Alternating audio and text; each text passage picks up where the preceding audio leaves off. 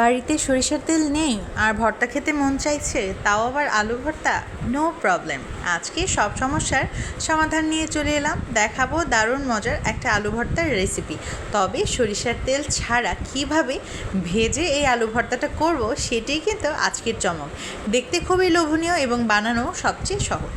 চলুন তবে শুরু করা যাক। প্রথমেই আমি এখানে ছোট সাইজের 5টি আলু মাঝ বরাবর কেটে লবণ দিয়ে সিদ্ধ করতে দিয়েছি। আলুগুলো কেটে দেওয়ার কারণ হচ্ছে এতে করে খুব তাড়াতাড়ি সেদ্ধ হয়ে আসে এবং সময়ও কম লাগে। এই পর্যায়ে আমার আলুগুলো সেদ্ধ হয়ে এসেছে। এবার এগুলোকে চুলা থেকে নামিয়ে খোসাগুলো ছাড়িয়ে নিতে হবে। আর এদিকে আমি পেঁয়াজগুলো কেটে নিচ্ছিলাম। আমার পেঁয়াজ কাটতে বেশ ভালো লাগে। আপনারা কি কেউ আমার দলে আছেন যারা এইভাবে চপিং বোর্ডে চপ করে সব কেটে ফেলতে পারেন? তবে কিন্তু অবশ্যই কমেন্ট বক্সে জানিয়ে যেতে পারেন। এই মজাদার রেসিপিটি বানানো খুবই সহজ আর খেতে ভীষণ মজা। এক একে করে আমি এখানে পেঁয়াজগুলো কেটে নিচ্ছি এবং পেঁয়াজ কাটা হয়ে গেলে আমি এখানে কিছু কাঁচামরিচও কেটে নিচ্ছি। কুচি কুচি করে কিন্তু কাটবেন, তাহলেই বেশি মজা হবে। আপনারা চাইলে এই রেসিপিটিতে কাঁচামরিচের বদলে লাল মরিচও ইউজ করতে পারেন, মানে শুকনো মরিচ। এবারে আমি সেদ্ধ করে রাখা আলুগুলোকে হাতের সাহায্যে চটকে নেব। খুব ভালোভাবে একেবারে ম্যাশড করে নেওয়ার কোনো প্রয়োজন নেই। হালকা পাতলা যদি এরকম থাকে তাও কোনো সমস্যা নেই। এই যে আমার আলুগুলো একেবারে তৈরি হয়ে গেল।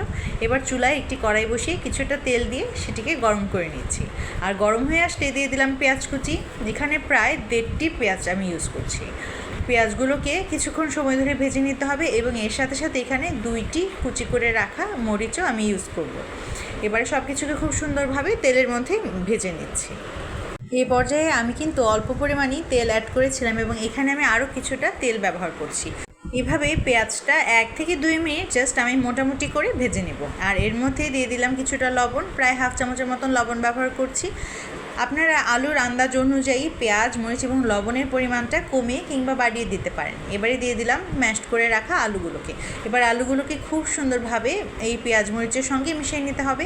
আপনারা কিন্তু আলুগুলো ভাজার সময়ও চাইলে কিছুটা তেল অ্যাড করতে পারেন যদি আপনাদের মনে হয় তেল কম হয়েছে।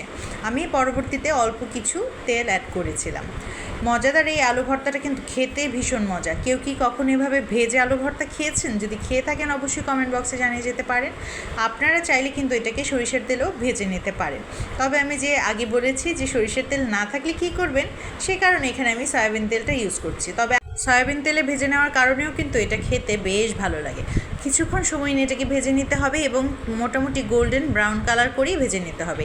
এরকম মজার ভর্তা যদি পাতে পড়ে তবে কিন্তু আর কিচ্ছু চাই না। বিশ্বাস করেন, এত মজার একটা ভর্তা না খেলেই মিস। আমার কিন্তু ভর্তাটা হয়ে এসেছে। এবারে আমি এটাকে নামিয়ে নেব।